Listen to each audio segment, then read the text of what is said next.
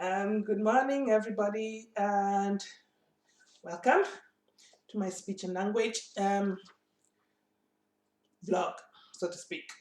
Right, so I decided to be making little videos with tips on how to support our children who are delayed in their language development. And all children, because all children need support with developing language and other aspects of their development, especially in the early years. So today I'm going to talk about communication. What is communication? And I'll define communication as it pertains to speech and language development. But we'll first look at the general definition of communication. What is communication? So, communication is the imparting or exchanging of information by speaking, writing, and using other media.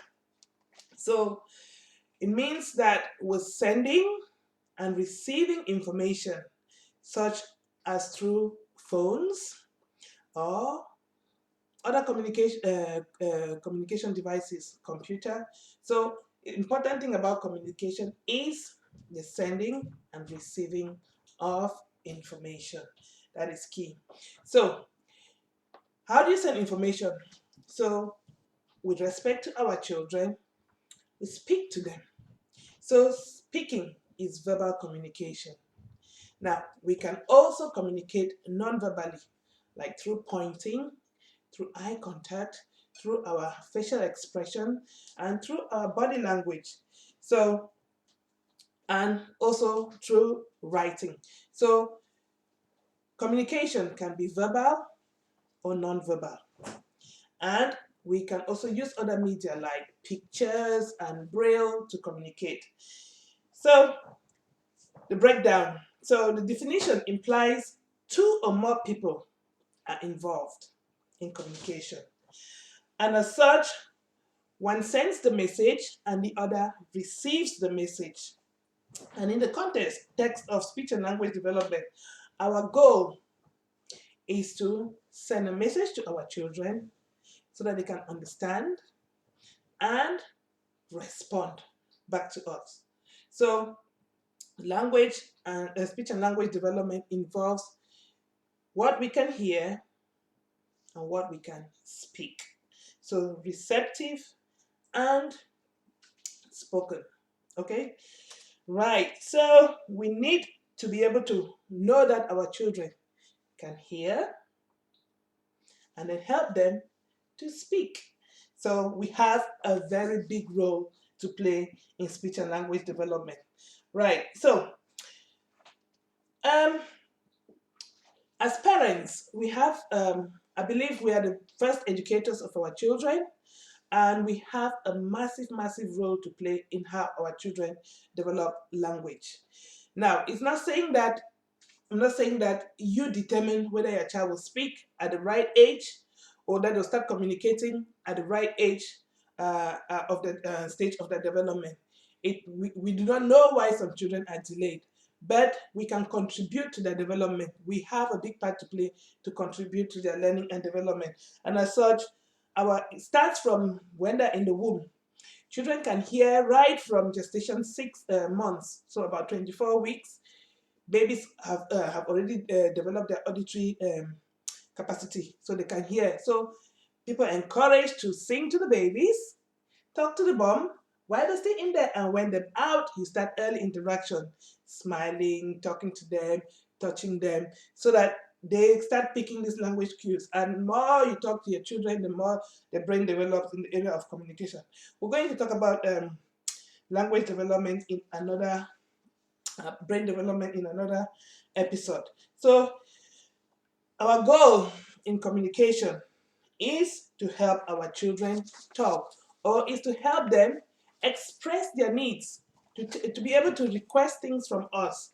And in order to do this, they need to be able to understand, they need to be able to respond appropriately, and they need to make their needs known and ultimately speak and speak clearly.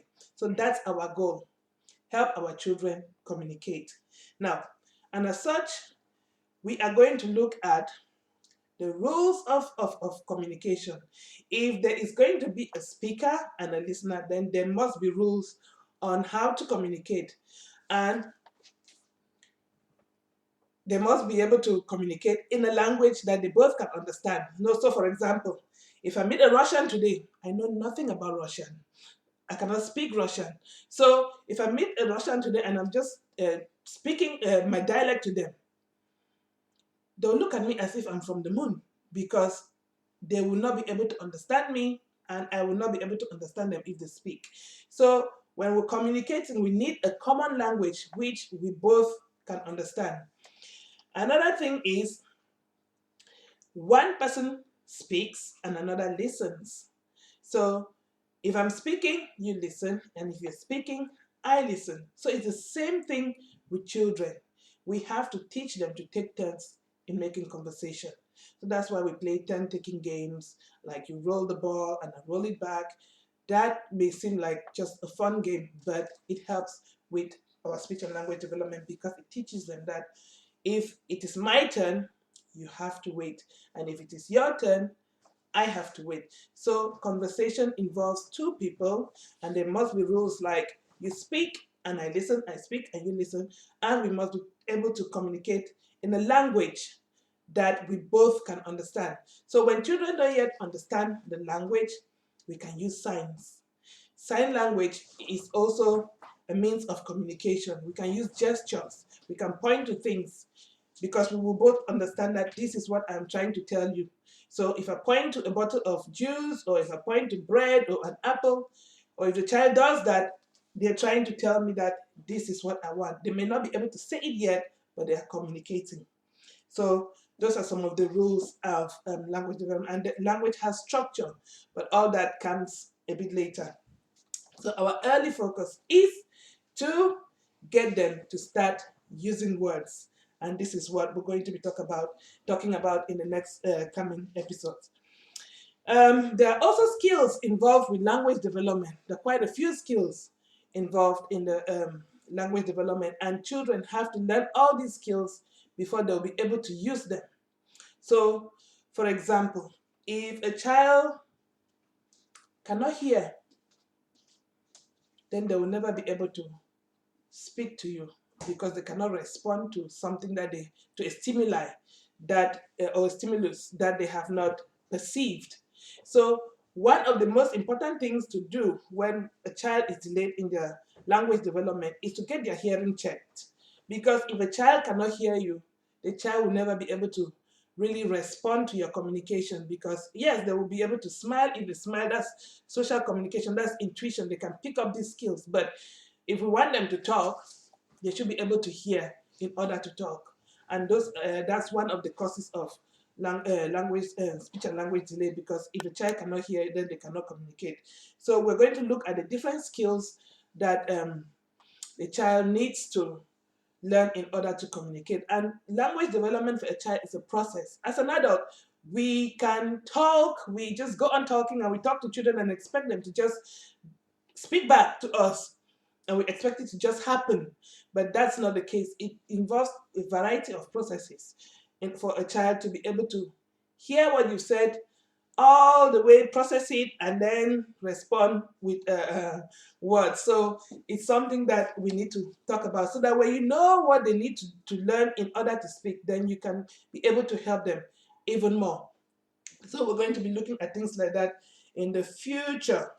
So my subsequent videos will look at some aspects of child development, and we'll look at different tips on how to support our children develop their language. So this is it for today. So I will probably post these videos once a week. And if you have any questions, just type them in the comment box or directly message me, and I will respond to them. Some weeks will all be about question and answers. So I'll respond to the questions that people have asked, and then I'll put it out there. Right, I hope that this was helpful. So points to remember: communication involves the exchange of or imparting messages from one person to another, and it can be through our voice speaking, or non-verbally through pictures, body language, pointing, and so on and so forth. So we're going to look at these different things as we go along. All right then, take care, and I will see you next time. Bye.